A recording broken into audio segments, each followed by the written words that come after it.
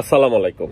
কাছের এবং দূরে, ইটালি বা ইটালির বাইরে আপনারা যে যেখান থেকে আমার এই ব্লগটা ইউটিউবে দেখবেন, সবাইকে শুভেচ্ছা ও ভালোবাসা। আমি উজ্জ্বল, ইটালির রাজধানী রোম থেকে। আজকে কথা বলবো হলো 2023-এর ডিসেম্বর এবং 2024-এর মার্চে যারা আপনারা আবেদন করছেন ফ্লুসিতে, তাদের নুলস্থা এই মুহূর্তে উঠে কিনা, বা যাদের না উঠছে তাদের কি সামনের মাসে উঠার কোনো সম্ভাবনা আছে কিনা, তো এরকম কিছু কথা বলবো। আর হলো শিয়া কলদিরির নুলস্থা যারা আবেদন দেরিতে পড়ছে, অনেকে আমারে জানায় তাদের নুলস্থা উঠার সম্ভাবনা আছে কিনা। আর রেবোকারে মানে নুলস্থা উঠার পরে যে ডর, এখন ভয় ঢুকছে সবার, এটা কি শুধু বাংলাদেশের না সব দেশের? তো এইগুলা নিয়ে আজকের ব্লগ।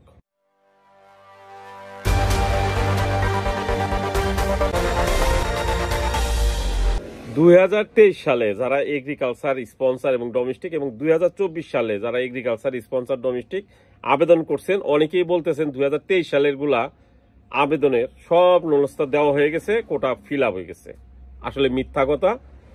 2023 সালের নুলস্থা এখনো উঠে, এগ্রিকালচার টুকটাক উঠে, স্পন্সর একটু বেশি উঠে। বড় বড় শহর যেগুলো মেন যেমন রোম, তারপরে মিলানো, তারপর ভেনিস, ফিরেন্স, এরকম বড় বড় শহর থেকে টুকটাক স্পন্সর উঠে 2023 সালে। তবে ডোমেস্টিক ওঠার সম্ভাবনা বা উঠছে যে 2-4-15 দিন, 20 দিন, 1 মাসের ভিতরে, এরকম খবর পাইনি। তার মানে যে ডোমেস্টিক ওঠার মানে পরিমাণ অনেক কম। আর 2024 সালের কোটার 50%ও কোথাও থেকে দেওয়া শেষ হয় নাই।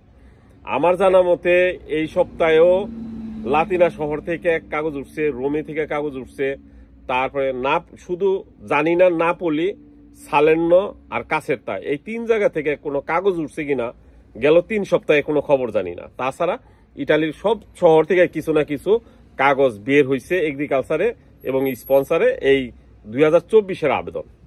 এবং এই মুহূর্তে যাদের কাগজ উঠে তারা ম্যাক্সিমামে ওই যে রেবোগারে করে, এই ভয়ে নুলস্থা গিলা 20 থেকে 25 দিন পরে তাদের পাসপোর্ট আবেদন করা হয়েছে, তাদের হাতে হস্তান্তর করে 20 থেকে 25 দিন। কারণ হলো একটা নুলস্থা বাইরে হলে তারপরে রেবোকারে করলে ওই নুলস্থা কখনোই আর ভিসা পাবে না।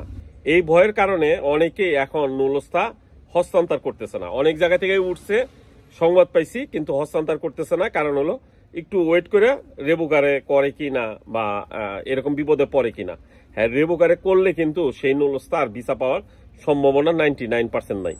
আবার নতুন উকিল ধরতে হইব, সেইটা নিয়ে 6 মাস 1 বছর লড়তে হইব, তারপরে সেগুলা ঠিক হইব। এমন না যে উকিল ধরলেন সাথে সাথে রেবোকারের ফাইলগুলা আবার ঠিক হয়। আবার বাংলাদেশ ইটালিয়ান এম্বাসিতে যে জমা দিবেন, সেখানেও আবার অনেক কিছু অরিজিনাল নুলস্থা যেগুলো রেবোকারে করে নাই, সেগুলো বাদ যাওয়ার সম্ভাবনা থাকে। আর কথা বলবো হলো যে শিয়া কলদিরির নুলস্থা এখনো পরিপূর্ণ দেওয়া হয় নাই। অনেকেই 20-25 মিনিট 30 মিনিট পরে আবেদন করা হয়েছে, অনেকগুলো আবার ঘন্টাখানিক পরে আবেদন করা হয়েছে। শিয়া কলদিরির টেনশনে কিছু নাই। কারণ হলো শিয়া কলদিরির নুলস্থা দেরি হইলেও নুলস্থা হাতে পাবেন যারা অরিজিনালি শিয়া কলদিরির থেকে আবেদন করছেন। আর শুধু কি বাংলাদেশের কাগজে কি রেবোকারে করে? না, নুলস্থা রেবোকারে বা নুলস্থা বাদ হয়ে যাওয়া, বা ভিসা পাওয়ার পরেও বাদ হয়ে যাওয়া, এয়ারপোর্ট থেকে ফেরত দেওয়া, এরকম ঘটনা শুধু বাংলাদেশের জন্যই না, ইন্ডিয়াতেও এগুলা এই মুহূর্তে হচ্ছে। এবং ইন্ডিয়ার কাগজও রেবোকারে করতেছে। আমি একজনের ব্লগ শুনলাম একটু আগে, ইন্ডিয়ান ব্লগার, তো তারাও বলতেছে। তো আর প্রচুর পরিমাণ জাল নুলস্থা জমা পড়তেছে ভিসার জন্য, সেখানেও জাম পড়বে। এখন অ্যাপয়েন্টমেন্টও পাওয়া যাইতেছে না সেখানে। কারণ হলো যে পরিমাণ নুলস্থা, তার চেয়ে কয়েক গুণ জাল নুলস্থা যায় ভরপুর ইন্ডিয়া। ভালো থাকবেন সবাই, আসসালামু আলাইকুম।